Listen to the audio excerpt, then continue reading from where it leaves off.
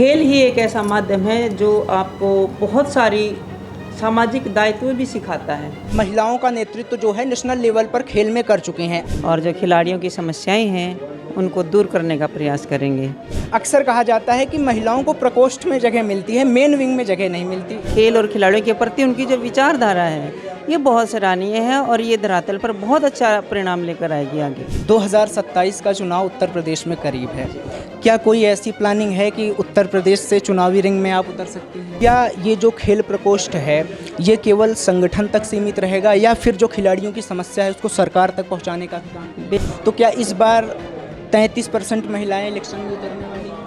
बहुत ज़रूरत है महिलाओं का आगे आना। अगर आरएलडी आपको कहीं से भी चुनावी मैदान में उतारती है तो क्या आप इस नई जिम्मेदारी के लिए भी तैयार हैं? खिलाड़ी होने के नाते मैं ये समझ सकती हूँ कि हमारे खिलाड़ियों को धरातल पर किस चीज़ की कमियां हैं, किन समस्याओं का सामना करना पड़ रहा है। दोस्तों नमस्कार, आप हमारा यूट्यूब चैनल सियासी पंचायत देख रहे हैं और मैं हूं आपके साथ वैभव त्रिपाठी।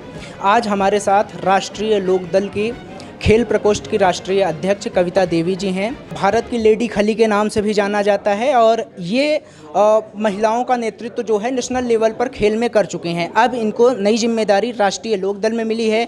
इन्होंने लोकदल ज्वाइन करने से पहले आम आदमी पार्टी से हरियाणा की जुलाना विधानसभा थी, वहाँ से चुनाव लड़ा था। आइए हम इनसे बात करते हैं और जानते हैं कि आज का क्या पूरा मामला है। मैम, सबसे पहले तो आपको बहुत बहुत बधाई। धन्यवाद। आप कैसे देखती हैं, किस नज़रिए से देखती हैं इस पद को? ये पद बहुत बड़ी जिम्मेदारी भरा पद है और मैं धन्यवाद करना चाहूँगी कि आरएलडी पार्टी के राष्ट्रीय अध्यक्ष श्री जयंत चौधरी जी ने इतना विश्वास जताया।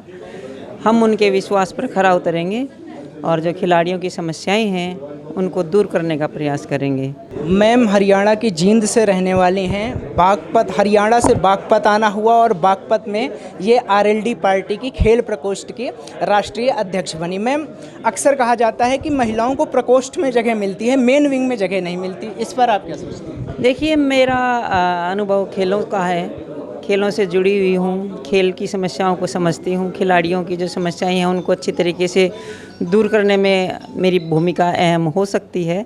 तो इसलिए चौधरी साहब ने जो भी फैसला लिया है बहुत सराहनीय फैसला है। हर आदमी को उसकी टैलेंट के हिसाब से, प्रतिभा के हिसाब से काम जो दिया गया है, जो सेल बनाए गए हैं, वो अपनी जिम्मेदारी अच्छी तरीके से निभाएं। मुझे खेल का दिया है तो मैं खेलों में चौधरी साहब को जो है 100% अपना कार्य करके दूंगी। जो जिम्मेदारी सौंपी है जिम्मेदारी को निभाऊंगी। बाकी जो जितने भी सेल हैं वो अपना काम करेंगे, हम अपना काम करेंगे। मेरठ क्रांति धरा है और मेरठ स्पोर्ट्स सिटी भी है। आज आप जहाँ पे हैं तो क्या समस्या लगती है कि आपकी योजना क्या होगी कि मेरठ के खेल उद्योग या पश्चिमी उत्तर प्रदेश के खेल उद्योग को बढ़ाने के लिए? देखिए, सबसे ज़रूरी है कि छोटे छोटे अगर हम आयोजन भी करें, प्रतियोगिताएं करें, उससे खेलों में खेल की भावना बढ़ेगी। जैसे गांव स्तर पर है, ब्लॉक स्तर पर है, डिस्ट्रिक्ट स्तर पर है, ऐसी छोटी छोटी प्रतियोगिताएं करेंगे तो खिलाड़ियों में एक कंपटीशन की भावना आती है और ये जो कंपटीशन होता है ये खिलाड़ियों को आगे ले जाने में बहुत मदद करता है।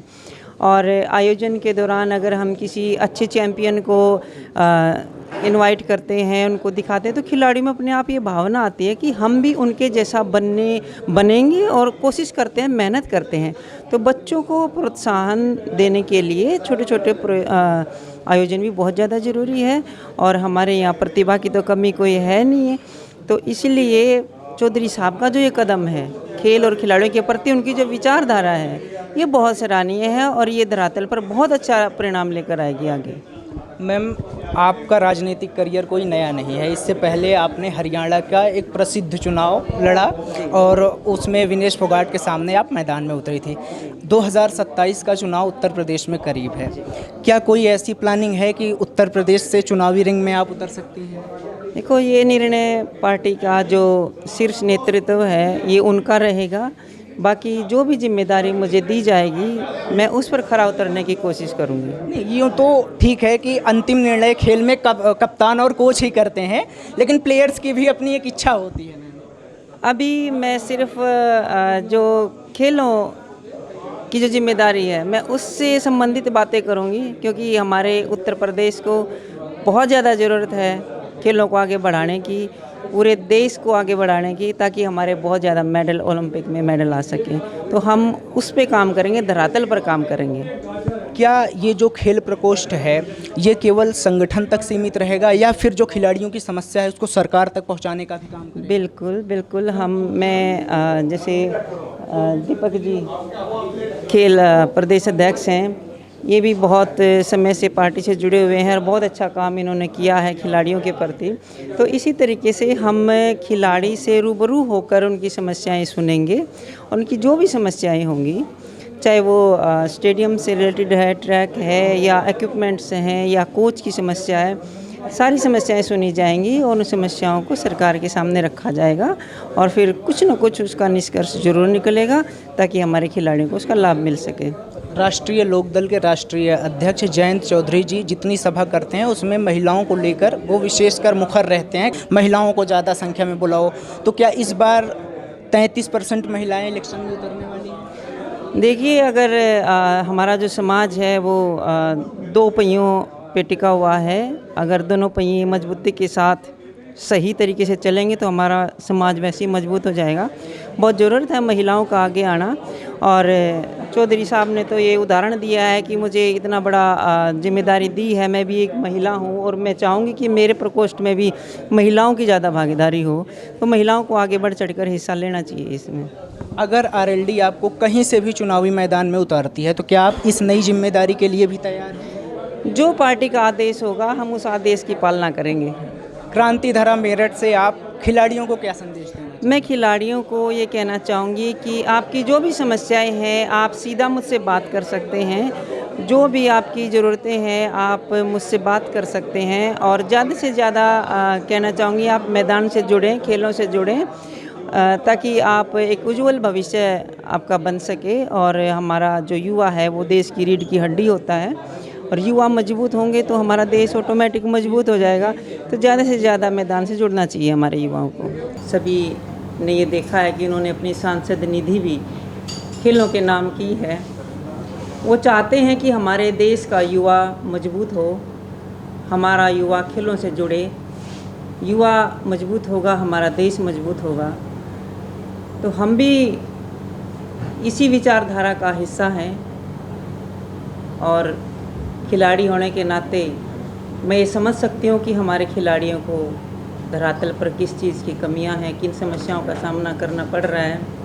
हम उन सारी समस्याओं को सरकार के सामने रखेंगे, खिलाड़ियों तक पहुँचेंगे, उनसे बातचीत करके बुनियादी जो सुविधाएं होनी चाहिए उन पर हम काम करने की कोशिश करेंगे। किस प्रकार की समस्या के बारे में बात करें? समस्या हर तरीके की है। खिलाड़ी जो हमारे घरों में जो बहन बेटियां हैं या बच्चे हैं, हर कोई सपना देखता है, लेकिन उस सपने को साकार करने के लिए उनको बहुत सारी चीज़ों की आवश्यकता पड़ती है। जैसे खेलों में की बात करें, उन्हें एक अच्छा ग्राउंड चाहिए, स्टेडियम चाहिए, अच्छे इक्विपमेंट्स चाहिए, क्वालिफाइड कोच चाहिए, NIS कोच चाहिए। तो वो सारी जो हमने जो देखी हैं लेक ऑफ फैसिलिटीज़ हैं, जिसमें हमारे खिलाड़ी जो हैं सपने तो देखते हैं लेकिन पूरे नहीं कर पाते हैं। तो हम उन चीज़ों की, उन समस्याओं की जड़ों तक पहुंचकर खिलाड़ियों की जो सुविधाएं हैं उनको उपलब्ध करवाने की कोशिश करेंगे। खिलाड़ी के बारे में क्या कहना चाहेंगे? कुछ कहना चाहेंगे, अपील करना चाहेंगे? जी, मैं खिलाड़ियों से, पूरे प्रदेश और देश के खिलाड़ियों से ये कहना चाहूँगी कि आप मैदान से जुड़ो, खेलों से जुड़ो। खेल ही एक ऐसा माध्यम है जो आपको बहुत सारी सामाजिक दायित्व भी सिखाता है, आपको समय की कीमत सिखाएगा, आपको साथ मिलकर काम करने की भावना सिखाएगा, आपको नशे से दूर करेगा। एक स्वस्थ शरीर, स्वस्थ समाज, इसका निर्माण होगा। तो मेरी अपील है कि सभी ज़्यादा से ज़्यादा खिलाड़ियों को मैदान से जुड़ना चाहिए, और टारगेट कोई भी हो, चाहे खेलों में हो या फिर एजुकेशन में हो, लेकिन अपने शरीर को 1 घंटा तो ज़रूर दें।